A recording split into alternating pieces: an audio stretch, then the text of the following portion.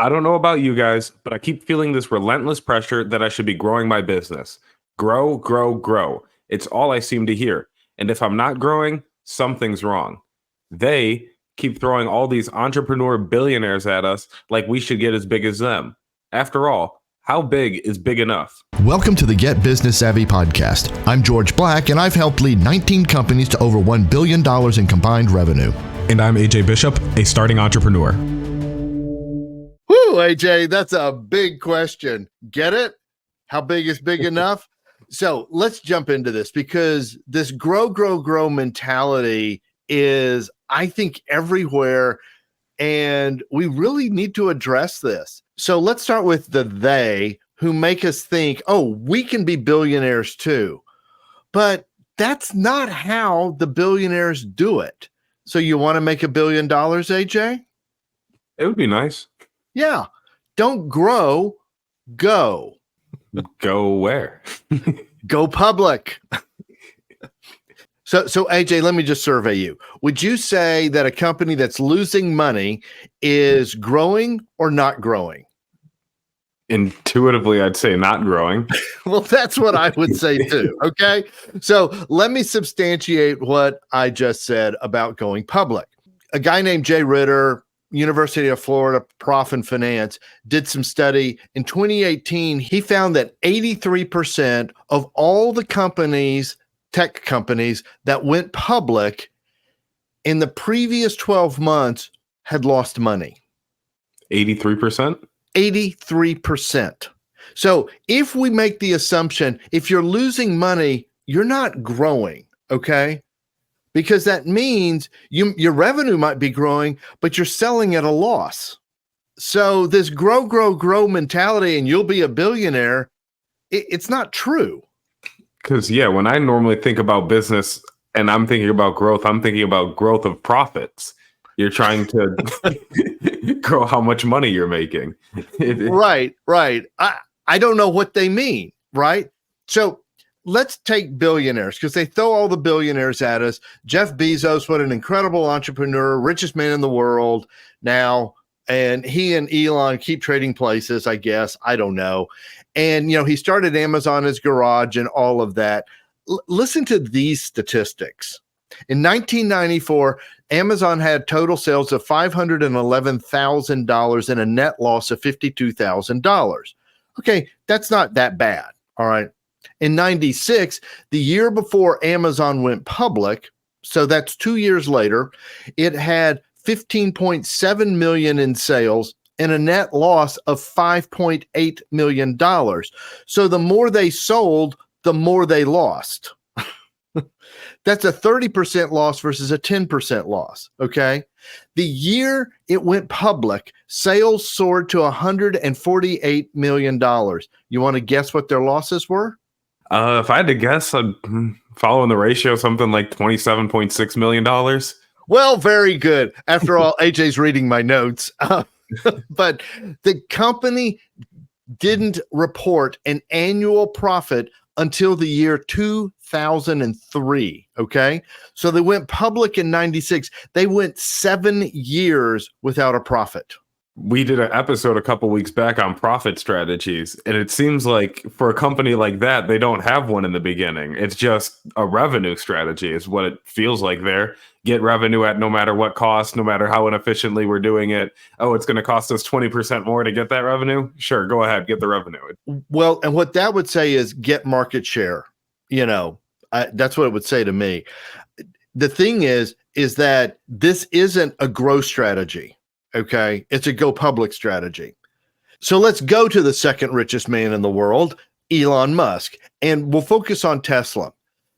So it's no secret he's built Tesla on billions and billions of dollars of government subsidies. Okay, how can you fail when you've got that kind of free money, basically?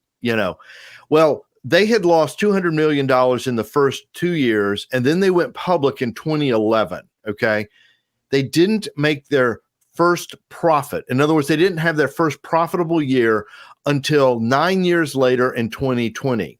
From the start of the company until 2020, when they had their first profit, they had $7 billion in cumulative losses. And they were worth $100 billion based on their market cap in the stock market. So what happened after they had a profitable year?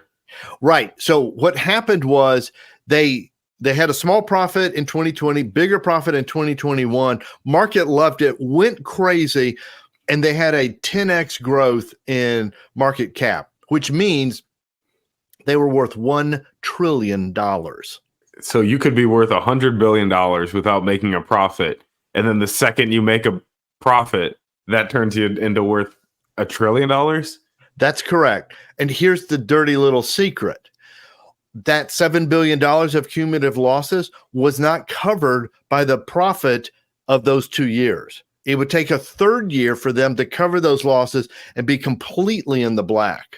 So it seems like these guys built their businesses completely different than I would approach it, where I was talking about growing your profits.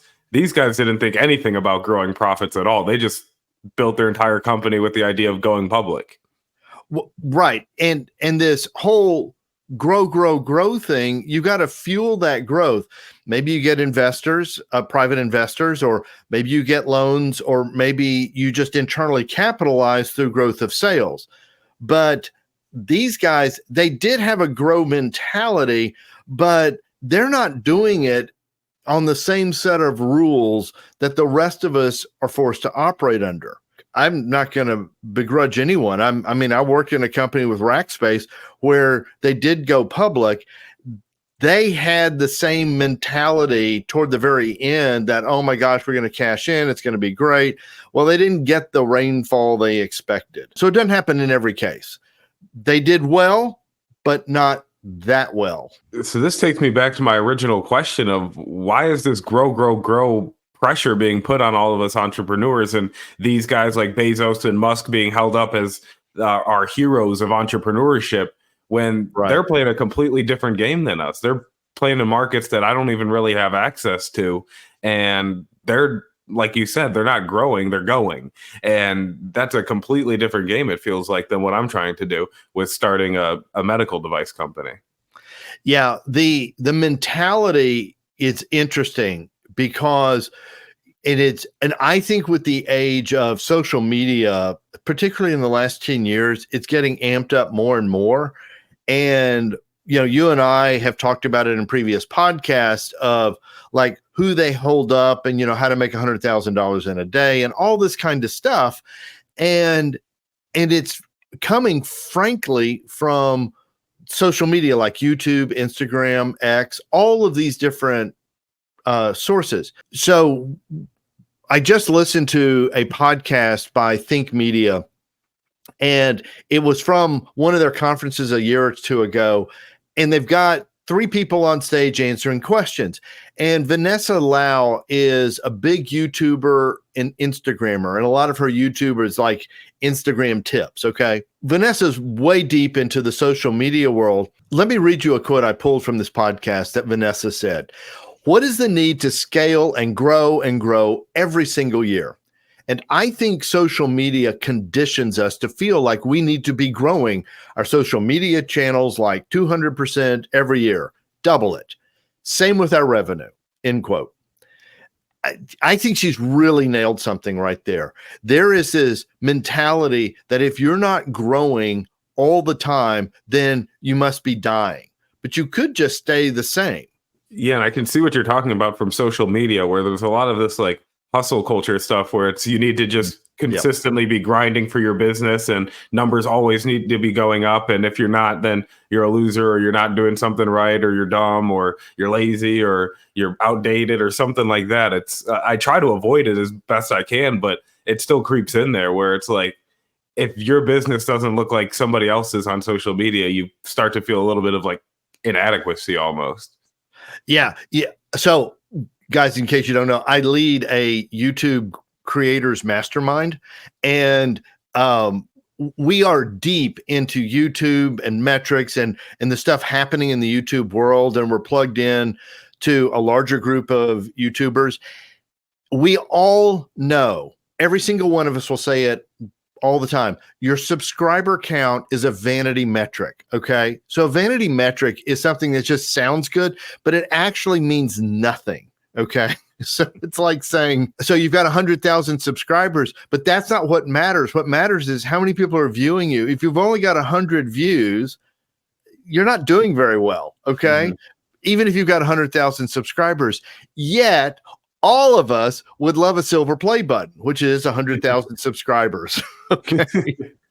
So there's this, I mean, you fight this stuff. I mean, it's like, you want stuff that, it's like, well, if I can just get to 500,000 subscribers, then I'm a gold play button, and they keep going up, Yeah. And the way you talk about that's just like social media, where it's like, oh, this company has 2 million followers. I only have 2,000 followers. I'm in a complete, like, we're not even playing the same game here, even though you might be competing with them in some areas. Like the social media account gives like I like the term vanity number, where it's like, yeah, sure, the number is there and you can compare that, but that's not actually telling what's going on. Right. And if you've got, say, something longer than short, so let's say you've got average videos 10 minutes or 20 minutes or something like that, longer form content, which can actually be into the hours. Well, how long are they actually viewing? You could have subscribers, you can actually have views, but if they're staying for just 1 or 2% of the video, well, that's YouTube wants you to keep watching their stuff on YouTube. That's what their game is. So you've got to go to what matters, but honestly, there's so much noise out there. So if you're searching for content, and I have found myself doing this, I look at the subscriber count and I go, oh, that validates how good this content is. Well, no, it doesn't. It just may mean it's not been discovered. We're looking for subscribers, guys. So subscribe. But honestly, we're putting out this podcast through lots of different channels, and one of them is YouTube. So it's a messed up world out there when you start looking at all these metrics. And I think Vanessa's right. If you're not constantly doubling, and we did last year, but it doesn't feel like we did. This is the strangest thing in the world, this whole grow thing. And even though we did grow, we grew over 300%, but it doesn't feel like it. And I wonder if it ever will feel like enough, because you even look at Jeff Bezos and Elon Musk, and they're competing for who the richest guy is. So the pressure to grow doesn't even stop once you get to the very tippy top between number 1 and 2. So where do you think this ultimately leads? Well, that's a really interesting question.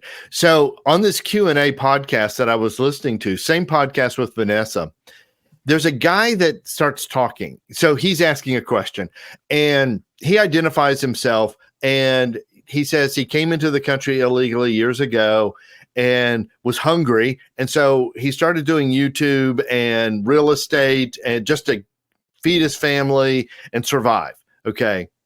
And he shares a little bit of that story. And then he says this, and he goes, I love showing how we do real estate. That's why I have the YouTube channel and everything. I love doing that. It's my passion. But once I hit, that level of success where it's like the income is coming in, I don't necessarily have to work for it. It keeps coming in. I kind of hit a level of depression. And I've been in it for a few months now. And I have ideas and I have things, and I'm trying to get out of it, push myself out of it, but I just keep falling back into it, into the quote. I find that I was like stunned. I'm like, that was not what I was expecting, because we're so conditioned by this grow mentality. You would think the richest men in the world, the richest women in the world are the happiest people in the world. But here's a guy who's come over to this country with nothing and has made it. I think he says in the interview, I mean, he's a citizen. He's got a thriving business. He's successful. He's making money, and he's depressed. And he says he's trying to push himself out of it. And he has some ideas, which to me sounds like, oh, I've got some other business ideas I can grow, or something, where he's just like, it's like that grow mentality. It's like he's just, what's this next thing I have to grow? He's been so conditioned to, it's only about growing and it's only about success. And then he's feeling, once I get to this level where it is coming fairly easy, there's not the same motivation to grow, but he's still feeling the pressure and the self-worth, or the need for the validation of growth. Yes. So all of this reminds me of this quote from King Solomon, who historically was known as maybe the richest man ever to have lived, not just in the world, but ever, and the wisest of all men ever. And here's what he said. Then I considered all that my hands had done and the toil I had expended in doing it. And behold, all was vanity and a striving after wind, and there was nothing to be gained under the sun. So what am I supposed to do with that, George? Yeah. Hang on to it. Hang on to it. Because this is absolutely fascinating, because this guy that I was just quoting from is in depression because of all the toil, that's work, that he's done. Solomon is saying it's all just vanity. It's all just like that YouTube vanity metric called how many subscribers you have, your gold play button or whatever it is you've got. It's, you do all this work for it and it doesn't matter. That's kind of like that recent Elon Musk interview that came out where he admitted to working 16 hours a day, every week, every day, every week, and he still has depression. You'd think the second richest man would find a little bit of time to enjoy some of it. Well, apparently that's a lie. The more money you have doesn't correlate to more happiness. And you can see that over and over and over and over again, that those two, there's not a correlation between happiness and wealth. So AJ's referring to this Don Lemon interview on March 18th of this year. What the kind of scandal was to the interview was he's taking medication. And so let me just read a couple of little things from this. Elon Musk confirmed his doctor supervised use of the drug ketamine to treat depression in an interview with Don Lemon, though it's also used recreationally and can lead to health problems and accidental deaths. Oh, okay. So that's the drug Musk is taking. And he said he takes it in small amounts once every other week. And so the two men chatted for a moment about depression, and Musk saying that he doesn't have constant mental health struggles, but there's a once in a while, quote unquote, brainstorm. I don't know what he means by that. Then now this is fascinating on two levels. One, Lemon's question, and then Elon's response. Lemon then turned the conversation back to ketamine, asking whether the billionaire thought that the use of the drug would interfere with government contracts and clearances or affect Wall Street expectations. Well, Elon sidesteps the government contract issue, and he says, from a standpoint of Wall Street, what matters is execution. He said Tesla's share price and success in car sales are proof that investors should want him to keep taking whatever he's taking. Wow. What? Are you kidding me? So what it sounds like here is what matters to Wall Street is the same thing of that grow, grow, grow mentality. Whether the pressure is coming from Wall Street or whether it's coming from social media or just yourself as an entrepreneur, that grow, grow, grow mentality seems like the ultimate result is just burnout. You get to a place where you have to take drugs to just keep yourself going and pushing yourself to, I need to maximize every hour of every day of every week. And there's no time for anything else. That doesn't sound like the entrepreneurial dream that all of us are trying to get to. Yeah, I've been in that world where Rackspace was going public, and which is the same as being public because you're doing all the stuff to set that up. And I describe it as it just sucked all the air out of the building, and everything just became focused on going public. What do we have to do to execute, to satisfy Wall Street? We lost all perspective, all strategy, all direction, everything. And it's, it's hit me as we're talking about this. It's like in school, like if you just focus on making good grades, that's the vanity metric. what's important in school is what you learn, not the score you get on the test, not the 4.0, not the summa cum laude. What's important is, what did you actually learn? And I think that's what we're talking about. It's not important that you grow, but something else is. And I think that becomes your antidote.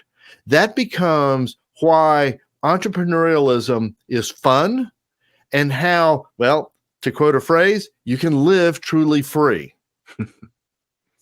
And what is that antidote you're talking of? So it's the opposite of the grow mentality, clearly. Yeah, it's I think, well, first of all, it's plural. Okay. So it's antidotes, because I think you've got to have multiple things. So let's just kick out a few ideas. First of all, I think you got to ask yourself this question: what's at stake here?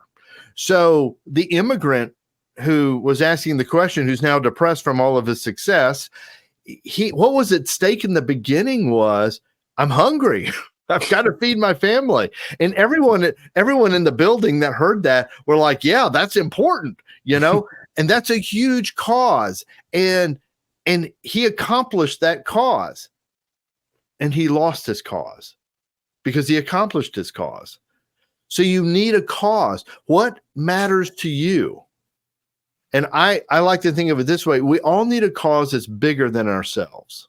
Yeah, I was just about to say, because you need that cause bigger than yourself, because if it's just money, like in this case, it sounds like his only cause at the beginning of becoming an entrepreneur was, I need money so I can feed myself and provide the necessities for my family.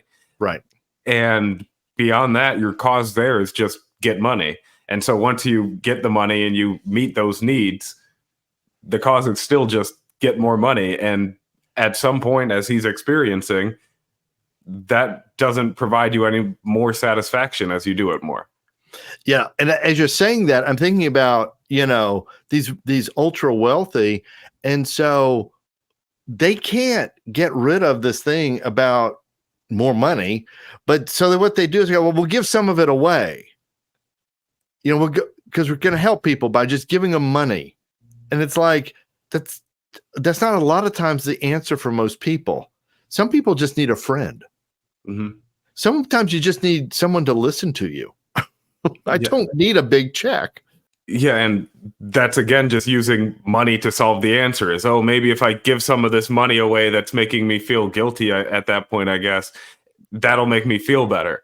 But in reality, it's about time and effort, and where are you putting yourself and giving all your energy. So maybe instead of writing that check, you write the check and then you show up and you do a bunch of stuff in the community to help better whatever community it is that you're looking to help out.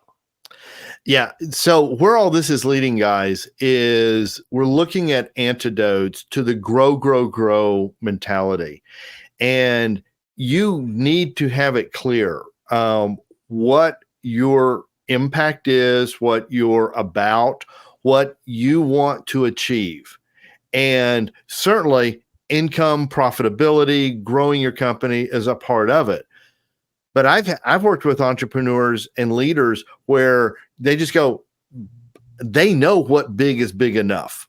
And they go, I don't need to be in 5 counties. 1 county's good enough, because I'm able to accomplish other things, because I'm not spending all my time expanding to more counties. I'm able to, and they want to have impact. And that's where you get into what's your cause, what's your reason, who are you intended to be, all those sorts of things. And we've talked about this a number of times, and who you're intended to be, the answer isn't as shallow as be rich. Once you get there, you realize there's what are you intended to do with said richness, and that ties into a higher cause, a bigger purpose that hopefully you set before you even got on the journey. So we're not dissing having wealth and all of that at all. That's not the point. But it gets back to this. Remember, one of my common questions that I ask entrepreneurs is, where are you headed? Right. And the most common response is like double sales or double profits or something like that. And that's a metric. It's not a direction. But it also leads to depression. If your direction is double sales, and that's every year, that's my direction is grow, grow, grow mentality. And you can have growth and sustainable growth and profitable growth without working for that taskmaster called grow, grow, grow. Exactly. If you have that grow, grow, grow mentality, it ends up becoming your taskmaster. And in the extreme case of Elon Musk, it takes up your full calendar all day, every week, every month, every year. And this is something I know I want to achieve. And we've talked about this a number of times, is you want to have some renew days. You don't do all of this work to just do more work. You want to be able to go enjoy yourself and renew yourself and do things that bring you complete happiness, even if it's not making you money. And how do you get to room for that? So what AJ's talking about is Live Truly Free days. One of the days, there's 3 types of days. I won't get into it now, but one of them is renew days. And essentially a renew day is you don't do one work-related thing. No phone calls for work, no texts, no emails, no nothing. In fact, I'm playing with this and saying like no computer, and maybe I only use my phone to like make a phone call. In other words, because we live in such a computer world that we just got to get off the thing for a day or for a renew day. And I think that would be a great start if you just, because what most of us do is we're just like Elon Musk, those long days, few weekends, or we're taking a day off, but I'll just take this text, I'll respond to this problem, I'll do this little thing. And that takes you out of your renew. The other thing you'll discover is, what do you do on a renew day? So there's a whole thing to all of that.